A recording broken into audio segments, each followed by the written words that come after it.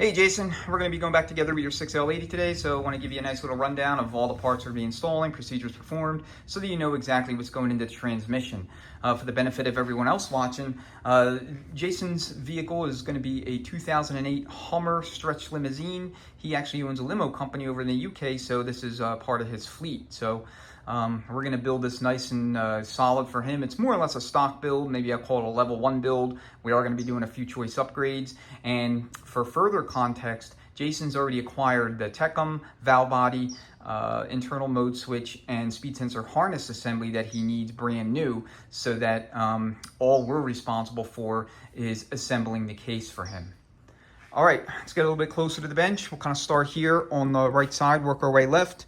All the bushings have been installed. We went with the Durabond bushing kit. It's a DB10403A. And there's one thing that I'll point out a little bit later in the video that you need to be aware of with, with this particular bushing kit, because I've seen it a couple of times now, and it concerns the rear case bushing. All right, so first let's start off with the pump. So any 6L80 and 90, or really any vane style pump, you really need to machine the working surfaces. It's very rare that you'll have either a bell/pump body or a stator support come in where they can be used just as they are, just as they arrived. So the typical practice is to take 10,000 off the deck here, 10,000 off the pocket, and then 10,000 off the surface of the stator support.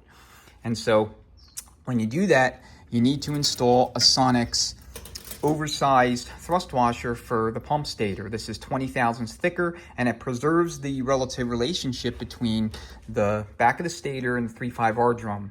Basically, what you're trying to maintain is the spacing between the drum, the stator, and the 4.5/6 clutch drum, along with the rest of the guts of the transmission. All right. Now, as far as setting end play, the factory doesn't actually give you any selectives to do that, but the Superior Tech shim kit for the 4.5/6 drum allows you to tighten it up from the usual 20 to 30 thousandths is what we typically see, all the way down to between 4 and 6 thousandths. All right, the other thing I want to make mention of is the stator itself. So these are the sealing rings and support O-rings for the second design stator in all 6L80s and 90s.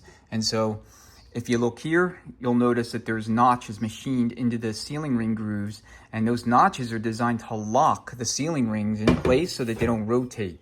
2006 through 2008, they used traditional stator sealing rings that were rotating freely, in the grooves of each of those ring locations in the stator, and they were not sealing effectively against the inner diameter of the 3.5R drum, causing cross leaks between the 1, 2, 3, 4 circuit and the 3.5R circuit. So it's always recommended you retro a second design stator in any 2006 through 08 6L80 or 90 that you build. I would never recommend you install the original stator in those particular units.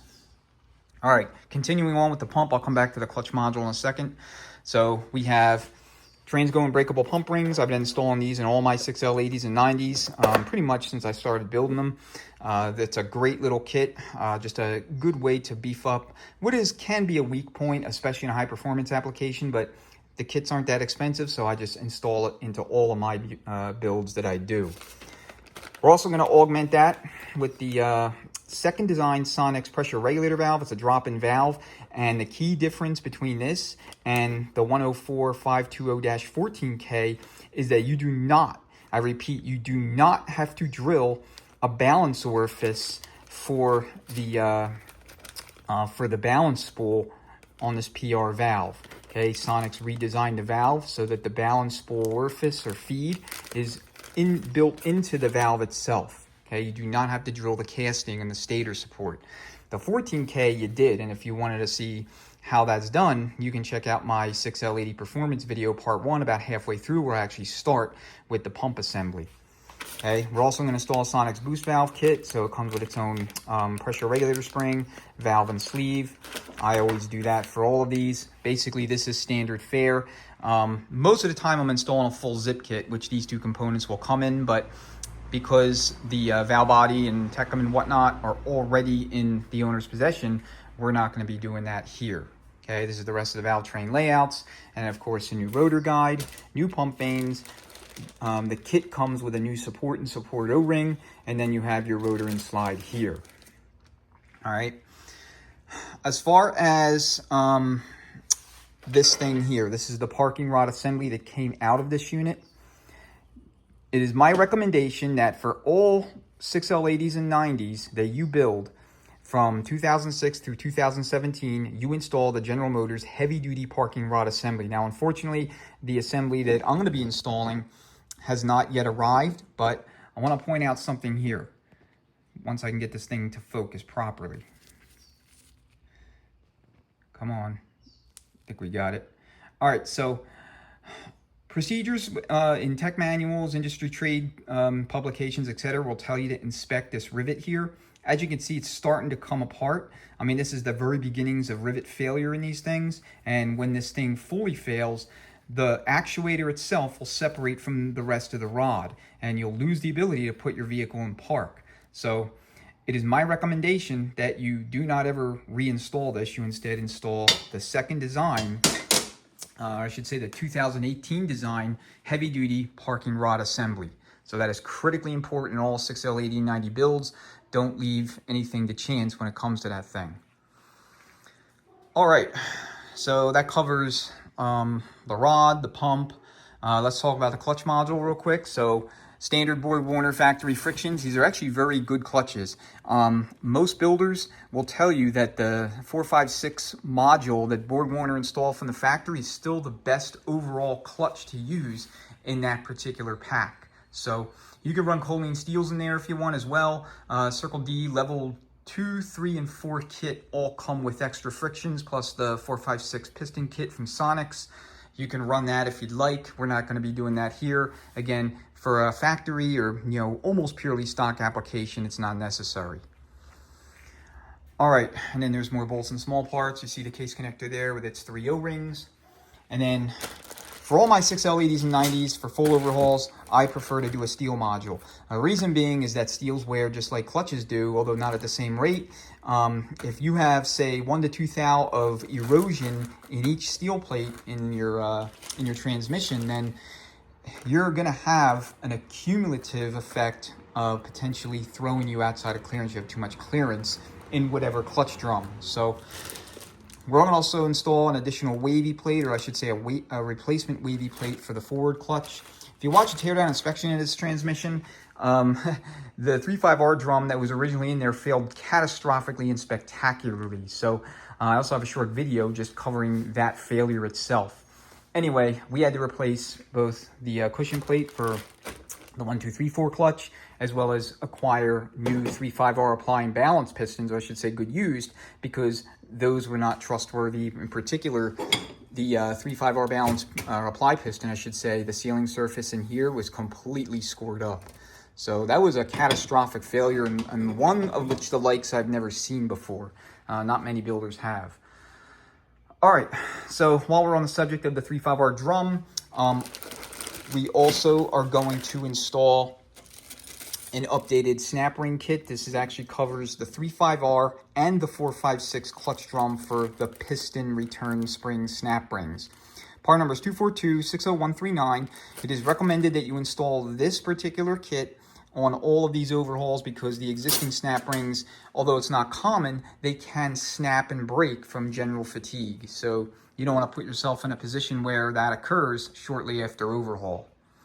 All right, we're going to supplement that with a bonded piston kit. So bonded pistons, here's the balance piston for the 1, 2, 3, 4, 4, 5, 6 apply and balance piston, and then apply pistons for our low reverse and our 2.6 clutch. All right, lastly, as far as pistons are concerned, is my recommendation that you install a Sonics billet 1, 2, 3, 4 apply piston. Okay, 2006 through 2008 in particular are really vulnerable to this piston cracking, or at least a factory version of it.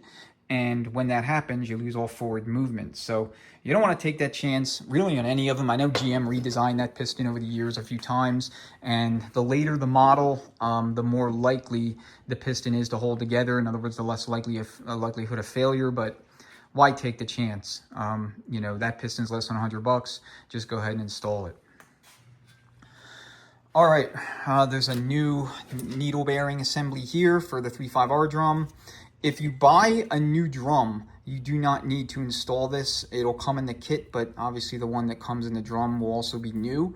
Otherwise, check the sealing surface here. Most of the time it's okay, but a lot of times you'll find it hardened relative to the new one. If that's the case, just pound this out and install that new one. And there's a special driver tool for that to install it so that it is, you know, perfectly flush as it needs to be.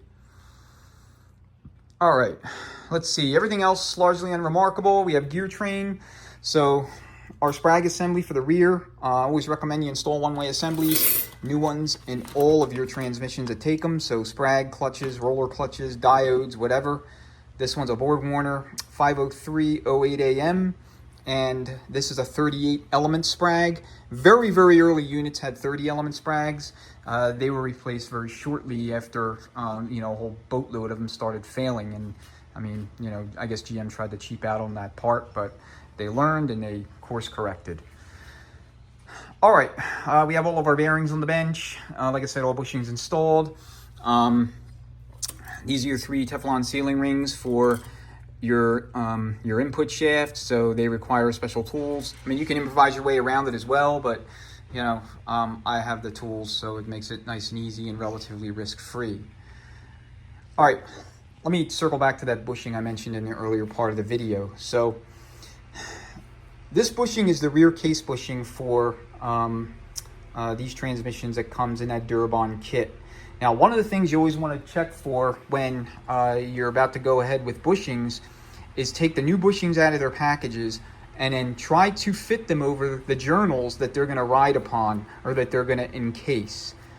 So as you can see, we have a problem right here.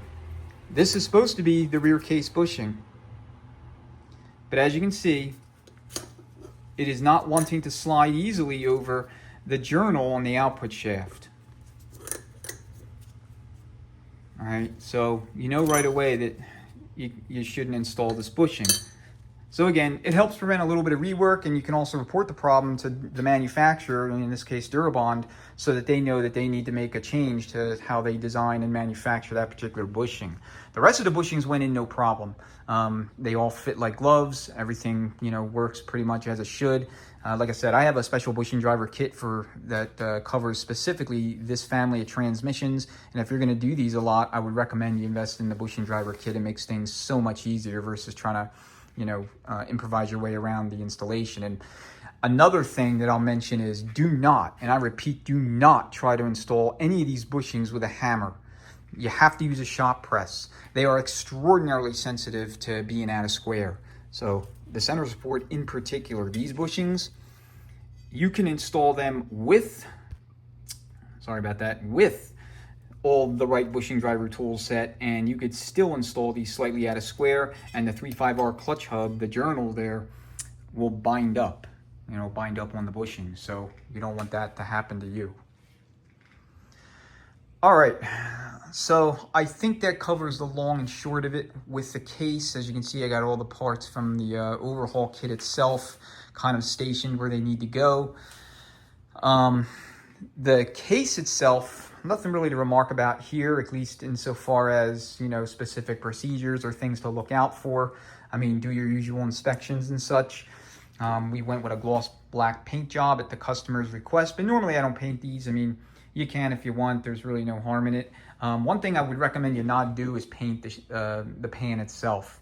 Okay, the sheet metal pan does not ablate or exchange heat nearly as efficiency as the aluminum case does. So paint adds as a, you know, functions as an additional thermal layer, you know, further kind of complicating or frustrating temperature management in these units. And they can get quite hot, especially the ones with the thermal bypass valves. Those are like 2014 and up. So just be mindful of that. All right, let me see if there's anything else I wanted to cover. Always air check.